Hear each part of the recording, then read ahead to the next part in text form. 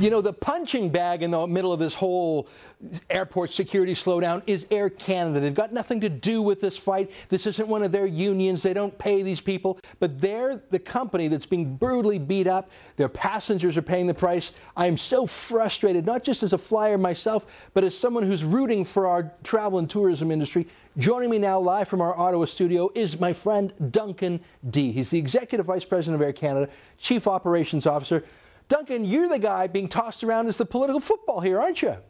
Oh, absolutely, Ezra. I mean, but more importantly, it's not just us that's being tossed around like a political football. It's the thousands of Canadians who were traveling last week trying to get home for Thanksgiving that were tossed around like a political football. Well, that's right. I mean, it's you and your customers, and it's tough. I mean, ever since 9/11, the airline industry has been in a pickle. You know, the recession hasn't made it easier. The price of oil and jet fuel hasn't made it easier. So you finally get on a solid footing, and here comes some government union to, put a stick in your bicycle wheel. Tell me some statistics. How many people have had their flights delayed or canceled because of this illegal strike activity?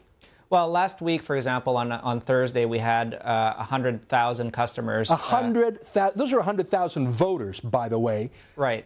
And, the thing that people should not forget is 100,000 customers didn't all travel to Toronto, but many of our aircraft, as you know, because it's our worldwide hub, many of our aircraft travel through Toronto. So, the delays that occurred in Toronto didn't just affect those in Toronto, but across the system into the U.S. and across the country and in some cases around the world. It's so frustrating to me. Now, tell me, you mentioned last week the Thanksgiving weekend. This union really went for the jugular, one of your key travel times. But I understand that this morning even, there was another strike activity at Pearson Airport. I saw a picture that you tweeted on Twitter today that showed an enormous lineup. Is this illegal strike activity still going on today, Duncan?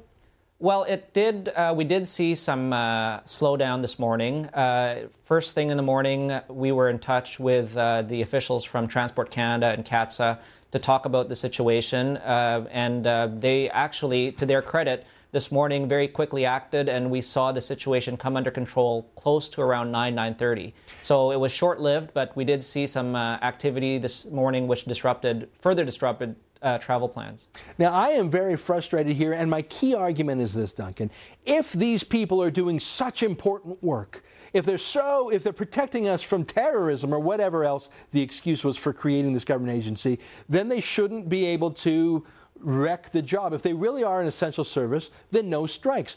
I mean, but if they do these work slowdowns, aren't they really admitting that what they do is not critical and maybe we don't need this government agency at all? What's your view on that? Do you think, even putting aside this recent illegal strike activity, what would your wish list be, Duncan Dee, to reform CATSA and airline security?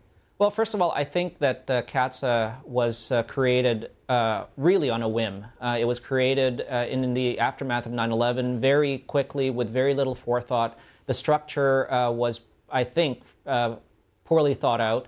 There has to be a review on the way CATSA operates. We need to better understand what can and cannot happen. And I think there has to be more formal protocols between airports, airlines, and CATSA on operational issues. I mean, this situation last Thursday caught Air Canada by surprise, caught the Greater Toronto Airport Authority by surprise. It was something which we never heard about until we started seeing customers piling up at the security checkpoints. That is such bad behavior, and there's no doubt in my mind that CATSA, this government agency, knew about it, and they clearly didn't give you the heads up. You know what the problem here is, Duncan, is that the people with the power, CATSA, that's that airline, and the union, are not linked to the people who have the responsibility for getting people on planes into their destination. So they're completely unaccountable. They can behave badly because they don't have a consequence. They are a government union working for a government agency, and you guys at Air Canada and WestJet and all the other airplanes are paying the price for it. Doug, is there another air security model somewhere else in the world?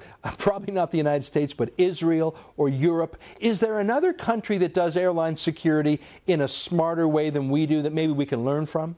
Look, I mean, Ezra, there are models around the world that we can most definitely learn from, and I think, unfortunately, when CATSA was set up, it was set up so quickly with very little thought that they just created this this bureaucracy with very little understanding of what the implications would be for airlines and air travelers.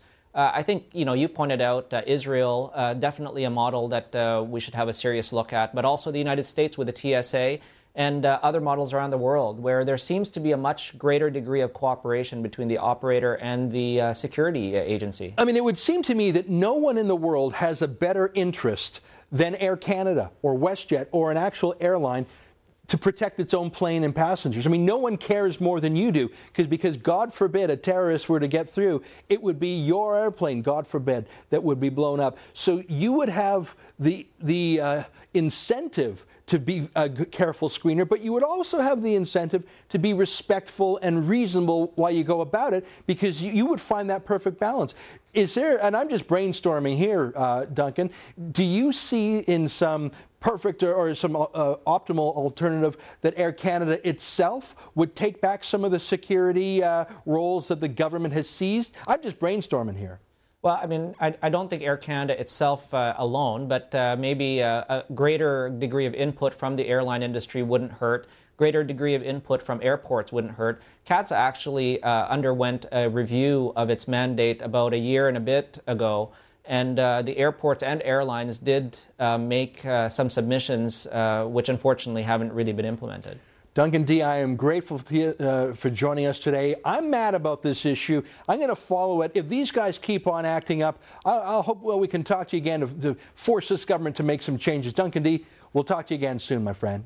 Thanks, Ezra. Nice seeing you. Hey, folks, after the break, Brian Lilly on what he thinks of Canada's littlest terrorist, Omar Khadr, making his triumphant return to Canada. That's ahead on The Source. Canadians need the Sun News Network more than ever. It's not about silencing one side. It's about letting everybody have their point of view. They're getting a perspective, a point of view that they have not received ever from any other news organization in this country. But we got something the other guys don't. The courage to cover the real stories. The courage to say the things that need to be said. We're a conduit for the views of this country. And frankly, the other stations aren't. And that's why we're here, to give them a choice. At the beginning, I saw the doubt in their eyes. But I went ahead and did it. And today, when they congratulate me, I see only one thing in their eyes: pride. And that's my greatest satisfaction. I did it. Talk about it with your doctor or other healthcare professional. There's Champix. We've all been there at Saturday morning and you're face-to-face with the list. The honey-do list. All the really tough jobs. But with CLR, it's easy to cut the list down to size. Start in the bathroom with that gunked-up shower head. Give it a quick dip in some CLR and see how strong it can really run. CLR is great for the washer and dishwasher, too. Just pour in a cup and run a quick cycle to keep them both running clean and trouble-free.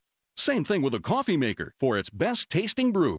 Use CLR to clean your tools and make them shine. And CLR is safe for the environment. Outside, dingy, dirty siding and tough rust stains on concrete are no match for CLR's brute cleaning power. And nothing is faster for dissolving built-up calcium and lime deposits. If it's on your list, CLR has what you need to make fast work of any cleaning job around your house. At Canadian Tire Home Hardware Superstores, Loblaw.